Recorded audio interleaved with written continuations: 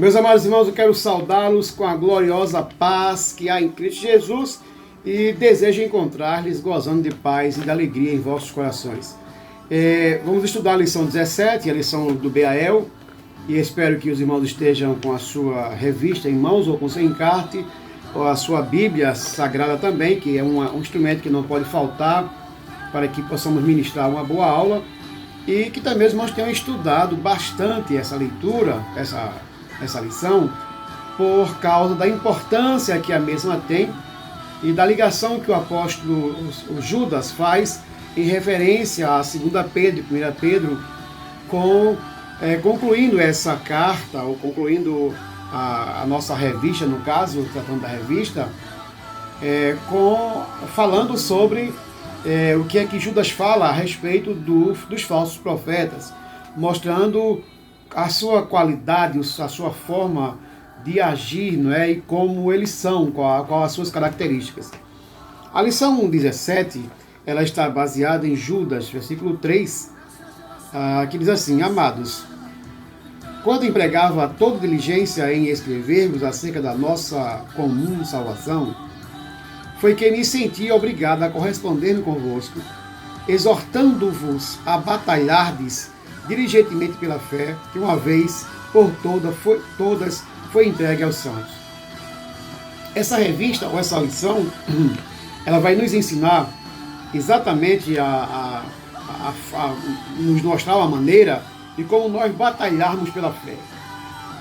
E a gente vai sentir no decorrer da revista, da lição, que o apóstolo, o Judas, ele quer mostrar-nos, né, essa forma de nós lutarmos pela fé. E sempre é importante falar sobre os 3 pontos, né? Saber, sentir e agir. E a revista nos traz esses 3 pontos. E esses 3 pontos mostram que precisamos conhecer a epístola de Judas de uma forma, sentindo que os preciosos ensinos ali contidos são importantes e fundamentais para a nossa fé cristã. Perceber também que os perigos que existem no meio do cristianismo, dentro da própria igreja. E terceiro, que é agir, que é assumir o compromisso de batalhar pela fé. A gente vai aprender que é necessário nós estarmos sempre agindo, batalhando pela fé. O epígrafe da nossa lição, do livro de Judas, vai falar que é sobre a apostasia, né, o crescimento da apostasia. E a apostasia, ela surge dentro da igreja, ela surge no meio cristão. Então Judas vai mostrar, no decorrer da sua fala, da sua escrita, que dentro da igreja existem pessoas que entram na igreja, mas são pessoas que não têm o conhecimento bíblico, ou que nunca foram convertidos, mas que estão dentro da igreja para iludir, né, as pessoas que ali estão, tentando enganar-lhes com palavras que são persuasivas e convincentes, e levar pessoas a enfraquecer na fé e até desistir da esperança da salvação. Então, quando Judas escreve isso, ele escreve até no começo da sua carta, né, ele vai expressar a sua intenção inicial, que é a intenção de alertar aos irmãos, né, comunicar aos irmãos o que está acontecendo e alertar aos irmãos para que eles não caiam no erro de dar ouvidos a esse tipo de pessoas que está dentro da igreja. Então, quais são os pontos necessários na nossa revista? O que é que a gente deve abordar para com os nossos irmãos, né? Primeiro, temos que saber quem foi esse Judas, né? Para quem ele escreveu, qual a sua escrita, para onde foi, o que são os apóstatas, né? E qual é o período de relacionar com a apostasia, ou seja, estar em contato com a apostasia, e como é possível sobreviver à apostasia, né? Primeiro, Judas. Esse Judas é chamado pelos escritores como meu irmão de Jesus, né? Ele juntou-se a Tiago na igreja de Jerusalém para ajudar, né, trabalhar com Tiago a respeito da fé cristã.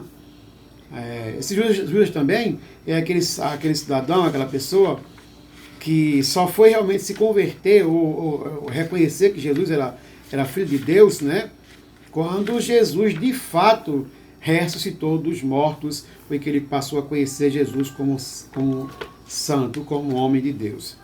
Então, essa revista, essa lição, ela vai decorrer nesse sentido, né? Como Judas chamando-se, ou se intitulando, servo do Senhor, né? Ele disse que ele é servo do Senhor. Então ele escreve para os leitores, os cristãos judeus que ali estavam, né? Que eram os que estavam também sendo perseguidos, e essa perseguição veio trazer-lhes muito desconforto na vida cristã. Então Judas vai citar na lição 17, na página 114, para quem escreveu, né? Então ele diz lá na letra A, para os chamados, para os amados de Deus, guardados em Jesus Cristo, né? Ele dá esses 3 tipos de adjetivos para as pessoas. Primeiro, os chamados, né? Chamados são aquelas pessoas que realmente notam ou sabem que estão firmes na fé e foram chamados por Deus a respeito da sua fé cristã. Chamados por Deus e amados em Deus, é porque Deus, ele ama a todos, né? Mas aquele que se aproxima de Deus, que ouve a voz de Deus, eles são chamados por Judas como amados de Deus. E guardados de Jesus Cristo são aqueles que são protegidos por Jesus Cristo por causa da obediência que as pessoas têm ao Senhor Jesus. Qual o propósito da epístola? O propósito da epístola não é outro, mas avisar aos irmãos que certos indivíduos, né, entraram dentro da igreja para difamar, para destruir, para desconstruir o ensinamento que foi dado pelos apóstolos, pelos nossos antepassados, pelos nossos irmãos que anunciaram a palavra de salvação, esses que são chamados de certos indivíduos que estavam presentes dentro da igreja. Eles eram pessoas que estavam inseridas no contexto da igreja. Eles estavam com a intenção de distorcer aquilo que foi pregado pelos nossos irmãos. Então Judas fala sobre empregar diligência, não é? Diligentemente, né? Uma palavra que vai levar a conotação de ser alguém que está necessitando urgentemente, não é? Ou seja, empregar mais evidência, né, naquilo que está falando, não é, diligentemente, para que as pessoas possam parar para ouvir e entender que isso é um chamado à atenção para que os irmãos que são realmente chamados em Deus, guardados em Jesus Cristo, são aquelas pessoas que foram chamados e amados em Deus Pai, para entender que há uma diferença entre os chamados e aqueles que o Judas chama de indivíduos que estão se introduzindo no meio cristão. Qual era a intenção desses indivíduos, né? Era a conduta depravada, eles eram pessoas depravadas, onde eles ministravam um certo evangelho, uma palavra, que era algo que eles viviam no meio cristão, como se pudessem fazer todo tipo de sexo, de vida profana, vivesse uma vida totalmente errada, e mesmo assim dentro da igreja, né? Eles tinham uma doutrina distorcida, ou seja, eles distorciam o verdadeiro ensino. Eles eram pessoas que eram perigosas, e Judas vai chamar que a apostasia, ela é um perigo, porque vai resultar em situações que são bastante complexas, situações que são de castigo, e Judas vai citar 3 exemplos: a fuga do Egito, a queda dos anjos e a destruição de Sodoma e Gomorra, que foram resultados da apostasia. Ele vai citar, não é? Ele vai mostrar na página 116 sobre a apostasia dos israelitas, sobre os anjos apostatas que apostataram da fé, e sobre os gentios que foram apóstatas, né? Então, todas as pessoas que ele vai citar aqui, não é? vai trazer os seus nomes, vai dizer que as pessoas estavam ali, conheceram a verdade, viveram adiante da verdade, mas que foram pessoas que apostataram da fé. Pessoas que começaram bem e no meio do caminho pararam e foram apóstatas. É isso que Judas vai dizer para nós, né? E como eram esses apóstolos, né? Qual era a sua descrição? Aí na página 16, no ponto 3, ele fala sobre a natureza dos apóstolos, né? Como eles eram, como Judas classifica essa natureza. Primeiro, ele diz que eles eram sonhadores alucinados, eles eram impuros, são insubordinados, são irreverentes, e tem procedimento evidenciado por ignorância e presunção. Então, eles baseavam a sua autoridade em sonhos, né? Sonhos, revelações, né? E Deus me revelou e tal, e as suas revelações não eram verdadeiras, mas eles baseavam as suas revelações, os seus sonhos alucinados, para prender os incautos, prender os irmãos. Eles eram impuros, eles viviam, as suas mentes eram totalmente deturpadas, saturadas de falsidade imundas. Eles eram insubordinados, ou seja, não se subordinavam, nem atendiam a nenhuma autoridade que estivesse sobre aquela igreja ou sobre as pessoas.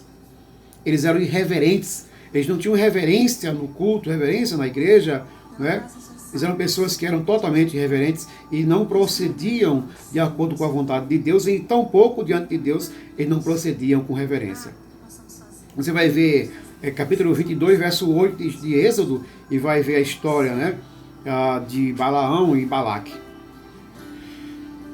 E também Romanos capítulo 13, verso 1, vai falar também sobre essa parte a respeito do desprezar o mandamento e ser irreverente à palavra de Deus. E o seu procedimento são evidenciados por ignorância e presunção. Eles presumiam serem santos, presumiam ser melhor do que as pessoas, né? E Pedro aí vai falar em 2 de Pedro, capítulo 2, verso 12 e 22, ele vai falar sobre essa presunção. A outra coisa que no ponto 2, vai falar sobre comparação com a apostasia ou com os apóstatas do passado. Eles eram iguais a Caim, iguais a Balaão, iguais a Corá. Então os irmãos sabem a história de Caim, conhecem muito bem a história de Caim, né? E Caim trouxe uma oferta que não foi aceita por Deus, e Caim terminou por inveja matando seu próprio irmão. Depois Balaão, não é Balaão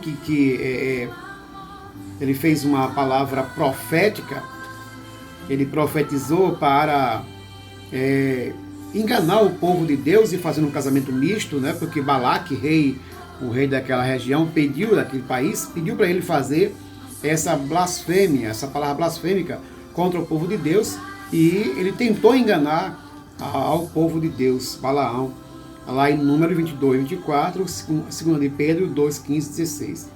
E Corá, que foi aquele cidadão que revoltou-se contra Moisés, que levantou toda a congregação, né? É bom que os irmãos leiam isso lá em Número 16, versos 31 a 35, e entender qual foi a sedição, né, de Corá, que ele seduziu o povo, ele enganou o povo, ele levou o povo a ficar contra o líder Moisés com aquilo que ele estava lá trazendo, né, de engano para o povo, para a nação de Israel, né? Então, essas pessoas são totalmente contra os líderes, né? E eles também, Judas também compara esses falsos mestres, esses apóstatas, com pessoas com fenômenos naturais, né? Eles dizem que são rochas submersas, nuvens sem água, árvores sem fruto, ondas bravias do mar e estrelas errantes. Então essas comparações dizem respeito aos fenômenos naturais, né? Ou seja, ondas, rochas submersas, né? Ele vai citar que as formações rochosas do mar são perigosas para furarem os barcos, para destruir as embarcações, né? Ele vai dizer que são nuvens sem águas, porque são nuvens pesadas, mas que prometem trazer água, mas que não tem água, são só peso. São só coisas que são peso, não trazem refrigério. Árvores sem frutos, né? São secas, né? A raiz não produz fruto, é seca, parece ter vida, mas está seca. Ondas bravias do mar que assustam, que abatem a tempestade, que abatem os barcos na tempestade, né? E qual será o julgamento dos apóstolos, né? Então Judas faz aí várias maneiras de mostrar qual é o seu julgamento, né? E aí, na letra B, ele fala sobre qual a sua razão de serem julgados, né? Porque são murmuradores, porque são descontentes, porque são arrogantes, né? Murmuram contra tudo e contra todos, são descontentes, nunca estão satisfeitos com aquilo que se tem na igreja, são arrogantes, porque são pessoas cheias de arrogâncias no seu coração, né? São pessoas que têm esse costume, essa vida totalmente desconfortável, né? Naquilo que se propunha a viver no Evangelho. Então, em último lugar, Judas ele vai dar um alerta para a igreja, né? Para nós, né? E existe na sua visão uma forma, uma estratégia para que nós vençamos a apostasia. Quero abrir um parênteses para dizer para os irmãos que estamos na época da apostasia ainda, né? Não foi só no tempo dos apóstolos, no tempo do passado, mas também nos nossos dias nós temos muita apostasia. Eu tenho citado em minhas pregações que algumas pessoas têm infelizmente tirado a sua própria vida por causa de frustrações no ministério e na vida cristã. Recentemente, uma irmã de círculo de oração, ela suicidou-se porque estava decepcionada com algumas coisas referentes, né, à sua vida cristã. Não suportou a pressão, tirou a própria vida. Outros pastores e líderes evangélicos também tiraram a sua própria vida porque não suportaram o dia a dia. Porque no meio da igreja, no convívio pastoral, existem muitas pessoas de líder, né? Vocês também são líderes. Existem muitas pessoas que estão no meio da igreja apenas para acusar, para levantar o dedo, para dizer coisas contra nós, né? Pessoas que têm levantado ultimamente para falar males terríveis contra o pastor, contra os irmãos, e muitas vezes sem temor algum da mão de Deus. Então essas pessoas, como diz o nosso irmão Judas, ele vai dizer que as pessoas são pessoas que são murmuradores. Então você vai abrir os seus olhos para os murmuradores, para os descontentes, para os arrogantes que estão dentro da igreja. Aí ele mostra a estratégia para sobreviver a isso. Primeiro, ele fala no versículo 17 e 19 que nós temos que lembrar. Lembrem-se, né? Então devia estar sempre com a mente lembrada, atenta para essas coisas, né? E vai mostrar que Jesus alertou aos discípulos que haveriam falsos mestres, Mateus 7, 15, 24 e 11. Também eles são escarnecedores. Jesus alertou e foi alertado que as pessoas são pessoas escarnecedoras que andam segundo as suas próprias paixões ou as suas ímpias paixões.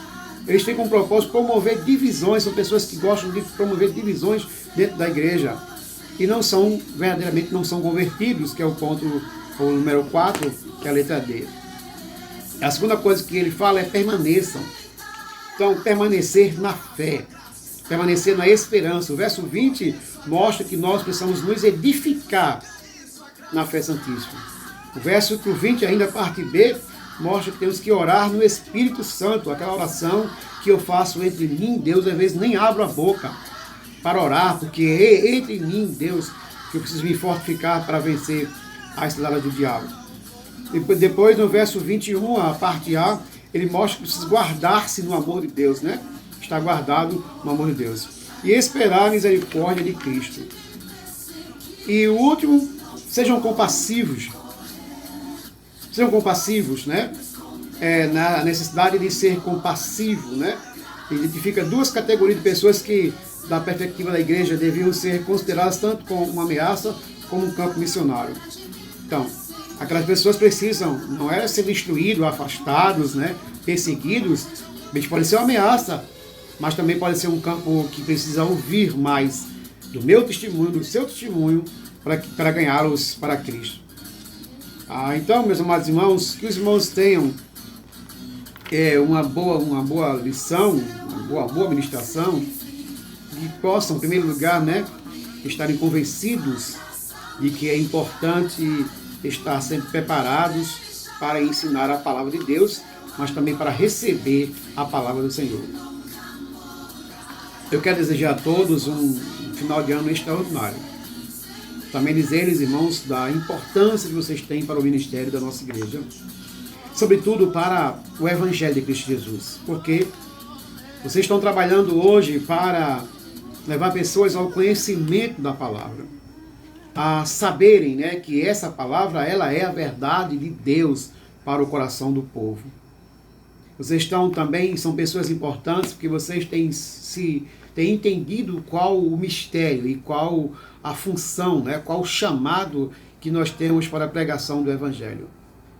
Também tenho entendido que não adianta ficar só nos cantos da igreja, alimentando-se com a palavra, quando poderia fazê-la entendida nos corações das pessoas, e isso vocês estão fazendo. Quero parabenizar a todos, né, por esse tempo de estudo que estão ministrando, por essa liderança que aceitaram ser, por estarem aí empenhados no BAL, nos estudos da Palavra de Deus. Quero parabenizar a todos, porque tem feito um crescimento abençoado na igreja. Ainda precisamos melhorar muito, mas estamos fazendo a parte muito importante, que é sustentar os irmãos na igreja, na fé e na esperança da salvação de Cristo Jesus. Eu espero contar com todos o ano que vem, de forma que cada um de nós, irmãos, no ano que vem, possamos estar fazendo o melhor para Deus. Possamos estar juntos, né, para dar crescimento à obra do Senhor. Que esses irmãos que estão aí diante de nós, ou que são chamados de alunos do grupo do BAL, possam de fato estarem vivenciando a palavra e se fortificando na palavra. Espero contar com eles também para serem líderes no futuro. Que Deus abençoe a todos vocês, meus amados irmãos. Eu tenho alegria e prazer em tê-los na nossa igreja. Tenho alegria e prazer em tê-los conhecido aí em Cajueiro Seco. Espero que nós juntos possamos ter um crescimento muito abençoado. Se houver 2019, assim espero que haja, e se não houver, estaremos nos céus, mas se houver 2019, possamos trabalhar juntos e possamos ver essa igreja crescer na graça e no conhecimento de Jesus. Preciso contar com vocês, irmãos, lado a lado, para juntos fazermos a obra do Senhor, para juntos cumprirmos a ordem imperativa de Jesus: ide, fazei discípulos de todas as nações, ensinando-os a guardar todas as coisas que eu vos tenho dito, e estarei convosco todos os dias até a consumação dos séculos. Que a graça e a paz do nosso Senhor e Salvador Jesus Cristo esteja sobre vós. Em nome de Jesus, toda sorte de bênçãos também. Forte abraço, a paz do Senhor, pastor Manassés Santos. Amém.